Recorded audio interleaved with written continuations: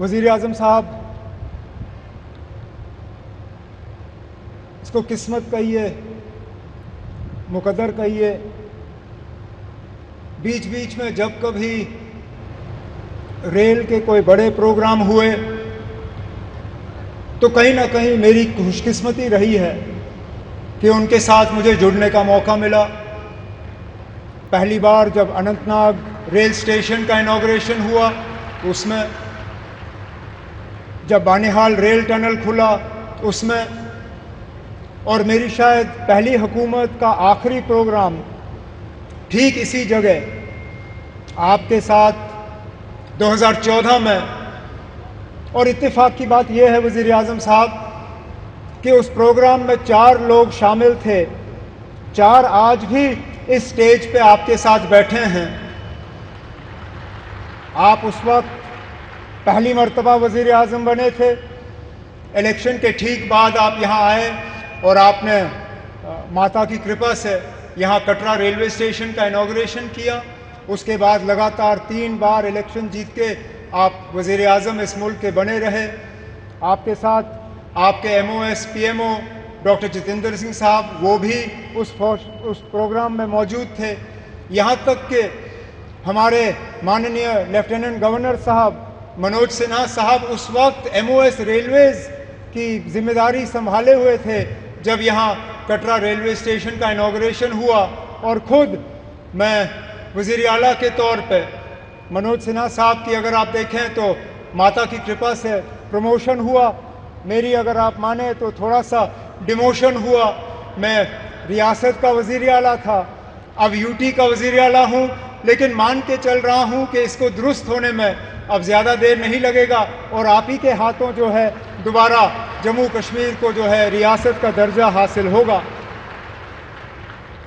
वज़ीर आज़म साहब, इस रेल के ख्वाब बहुत लोगों ने देखे, यहाँ तक कि कश्मीर को बाकी मुल्क के साथ जोड़ने का ख्वाब अंग्रेज़ों ने भी देखा था, लेकिन वो पूरा कर नहीं पाए।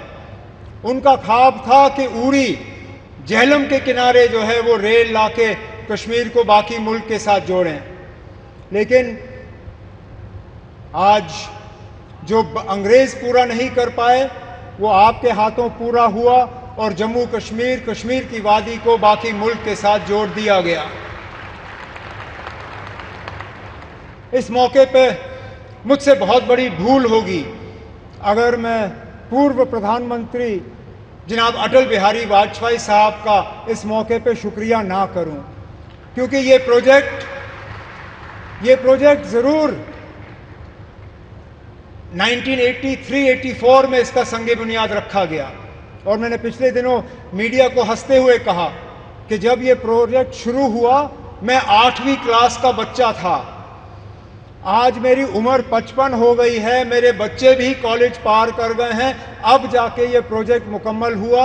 और ये तब हुआ जबकि वाजपेयी साहब ने इसको प्रोजेक्ट ऑफ नेशनल इम्पोर्टेंस का दर्जा देके इसमें बजट में जो है प्रावधान करके ये प्रोजेक्ट आज मुकम्मल हुआ।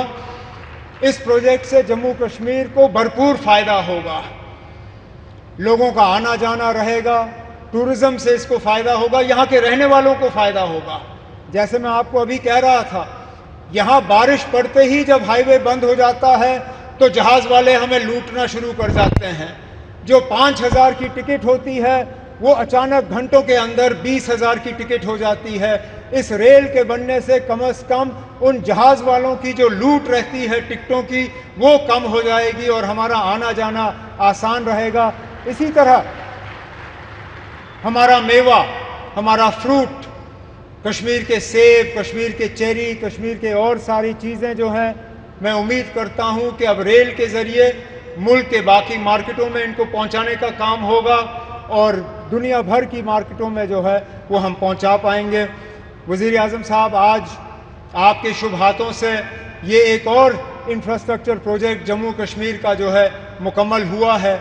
इसी तरह के कई और प्रोजेक्ट्स जो हैं वो तेज़ी से आगे बढ़ रहे हैं, चाहे जम्मू का रिंग रोड हो, चाहे श्रीनगर का रिंग रोड हो, चाहे दिल्ली अमृतसर कटरा का एक्सप्रेसवे हो, चाहे जम्मू श्रीनगर 4 लेनिंग हाईवे का काम हो, जम्मू एयरपोर्ट के एक्सपेंशन का काम, श्रीनगर एयरपोर्ट के एक्सपेंशन का काम, जम्मू ये रेलवे के नेटवर्क का एक्सपेंशन, इन सब चीज़ों को जो है तेज़ी से मुकम्मल करके हमारा पूरा इरादा है और हमारी मुकम्मल कोशिश है कि जो विकसित जम्मू कश्मीर, विकसित भारत का जो आपने नारा दिया है उसको पूरा रंग भर के हम मुकम्मल करके यहाँ के लोगों के हवाले कर लेंगे। लेकिन आज इस मौके पे जम्मू कश्मीर के लोगों की तरफ से वज़ीर आज़म साहब, मैं आपका दिल की गहराइयों से इस मौके पे शुक्रिया और मुबारकबाद करता हूँ। बहुत बहुत शुक्रिया। हमारे साथ जुड़े रहने के लिए सब्सक्राइब करें देश रोजाना के YouTube चैनल को और नई वीडियो की नोटिफिकेशन पाने के लिए बेल आइकन जरूर दबाएं। अगर आप ये वीडियो Facebook या Instagram पर देख रहे हैं तो पेज को लाइक और फॉलो जरूर करें और ज्यादा से ज्यादा शेयर करें।